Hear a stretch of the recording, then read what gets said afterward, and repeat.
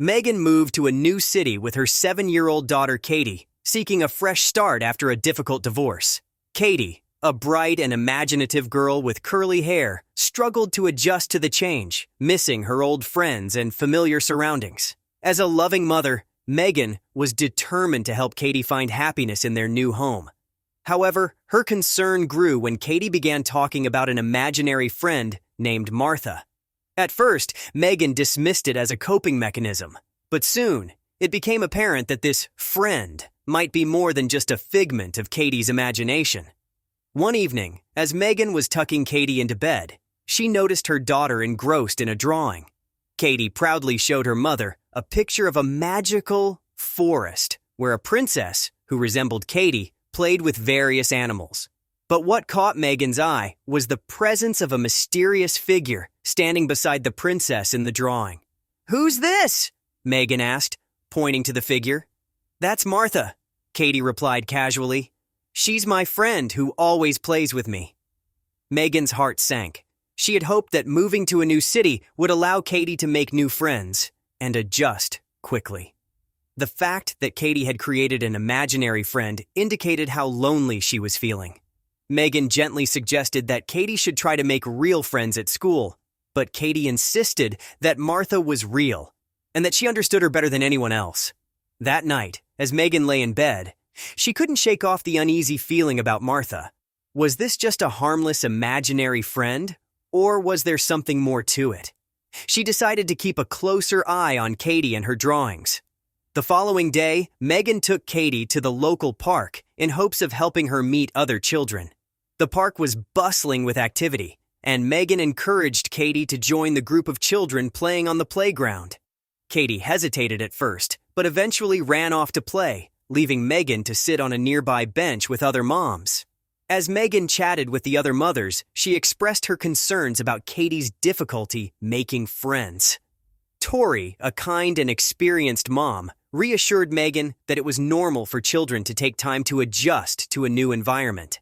Rebecca, another mom, even offered to have her daughter help Katie join the group of girls playing together. Megan felt a bit relieved after talking to the other moms, but her sense of calm was shattered when she suddenly realized that Katie was nowhere to be seen. Panic surged through her as she frantically searched for her daughter. A little girl pointed towards a nearby area, saying she had seen Katie with a woman. Megan sprinted towards the direction the girl had pointed, her heart pounding.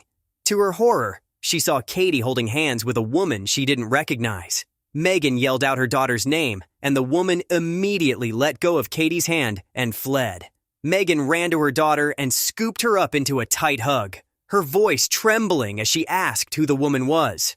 "That's my friend from the drawings, Mommy," Katie replied innocently. "That's Martha." Megan's blood ran cold. This wasn't just an imaginary friend. This was a real person, and she had almost taken her daughter. Megan immediately called the police, describing the woman and the terrifying incident. The officer on the phone assured Megan that they would increase patrols in the area and urged her to remain vigilant. Back at home, Megan couldn't stop thinking about the encounter at the park. The fact that this Martha was a real person and not just a figment of Katie's imagination was deeply unsettling. Megan sat down with Katie and explained the dangers of talking to strangers, emphasizing that the woman at the park was not a friend and that Katie should never wander off with anyone she didn't know. Katie seemed to understand, but she was also sad.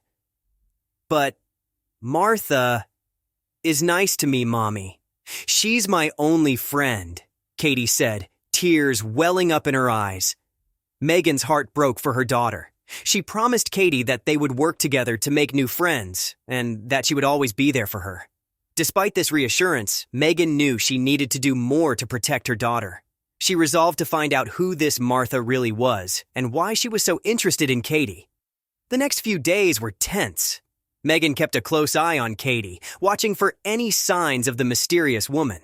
She also reached out to local authorities and other parents in the neighborhood, hoping to gather any information that could help identify Martha. But no one seemed to know anything about her. One night, Megan was woken by a strange noise coming from outside. Her heart raced as she listened closely. It sounded like someone was whispering. She immediately thought of Katie and rushed to her daughter's room. To her shock, she found Katie standing by the window, talking to someone outside. "Katie!" Megan cried out, her voice filled with fear. Katie turned around, startled. "Mommy, it's just Martha," she said calmly. Megan felt a surge of panic as she looked out the window and saw a woman standing in the shadows. Without hesitation, Megan ran outside, determined to confront the stranger. As she approached, the woman raised her hands in a gesture of peace.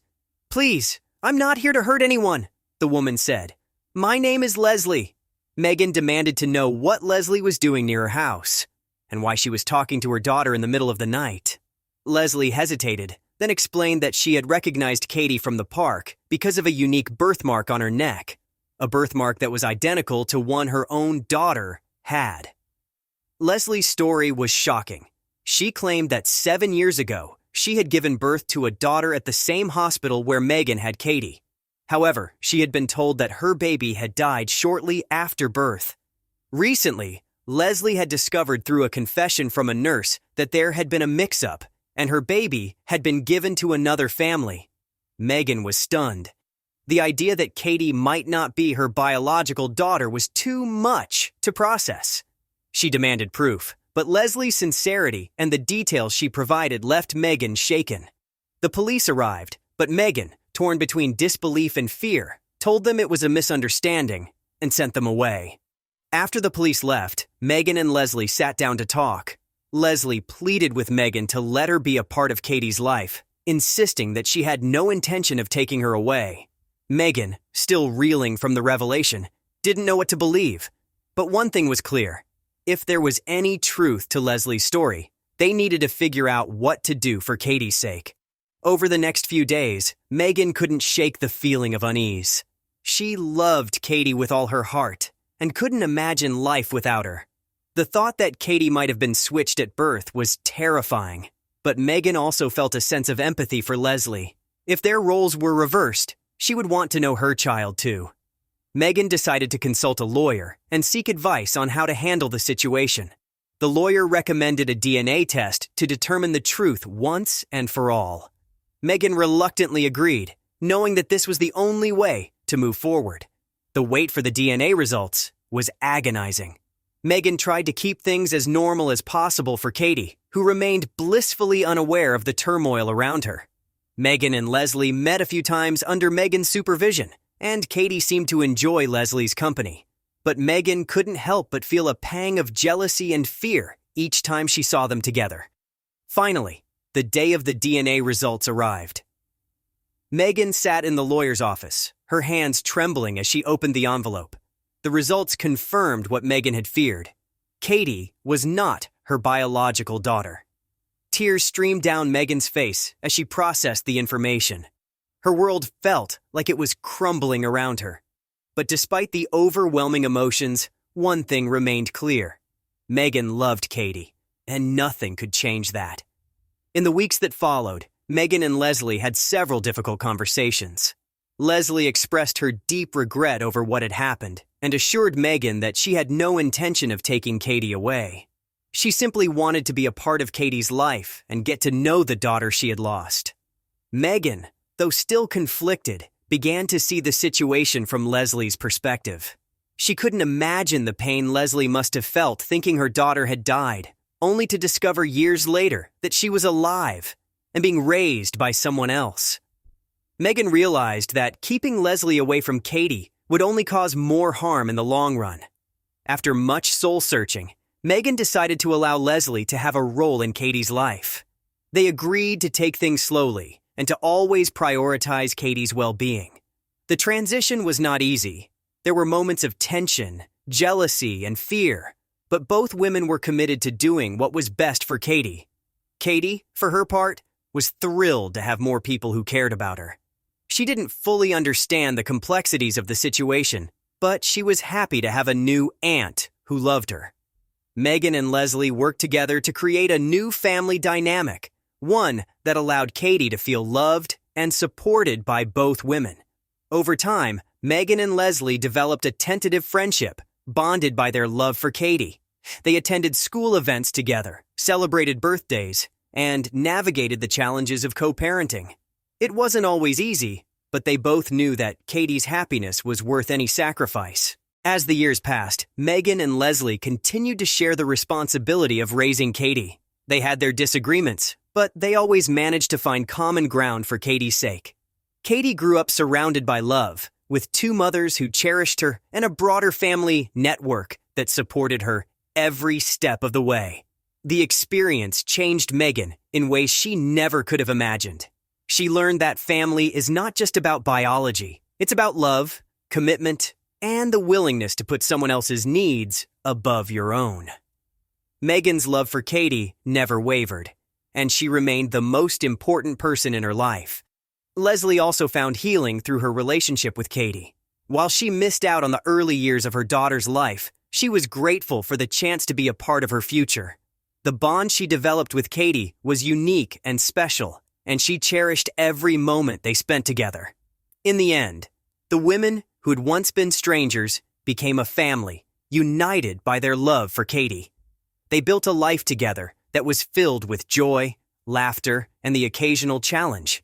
And as Katie grew older, she came to understand just how lucky she was to have not one, but two mothers who loved her unconditionally.